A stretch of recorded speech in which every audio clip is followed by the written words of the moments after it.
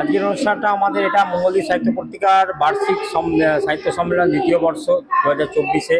এবং আজকের অনুষ্ঠানটা আমরা বিভিন্নভাবে সাজিয়েছি।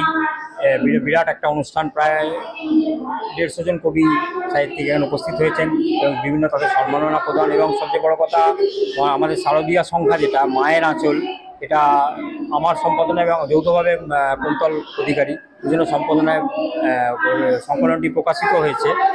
আর এর সাথে গুণীজন সম্বর্ধনা, কবিতা পাঠ এবং যারা মঙ্গলদ্বীপ সাহিত্য পত্রিকা সারা বছর লেখেন মানে ফেসবুক পেজে, তাদেরকে সম্মাননা প্রদান, এইভাবে অনেকগুলো এতে বিভক্ত করে করা আছে। এবং মহারাজ মিশন মহারাজের উপস্থিতি আরও মঞ্চটিকে সমৃদ্ধ করেছেন এবং আরও বহু বিশিষ্ট ব্যক্তিরা উপস্থিত হয়েছেন।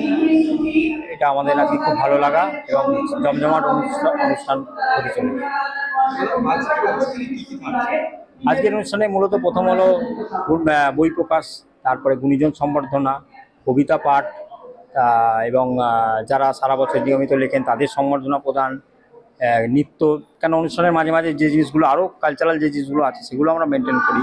তার জন্য কেউ নৃত্য পরিবেশন করছে, কেউ ভাওয়াইয়া গান গাইছে, এর সমস্ত মানে মিলিয়ে ঝুলিয়ে একটা সুন্দর পরিবেশ করা হয়েছে। এবং হ্যাঁ, একটা বড় কথা এটা হচ্ছে যে এই বর্তমান পরিস্থিতির যে কাণ্ড মানে এর পরিপ্রেক্ষিতে আমাদের অনুষ্ঠানটা করতে হচ্ছে, এটাও আমাদের খুব আন্তরিকভাবে আমরা তার জন্য দুঃখিত। এই অনুষ্ঠান এই আবহাওয়ায়, পশ্চিমবঙ্গের এই আবহাওয়ায়, এই জন্য আমার অভয়ার স্মৃতির উদ্দেশ্যে আমরা নিরাপত্তা পালন করে অনুষ্ঠান শুরু করেছি।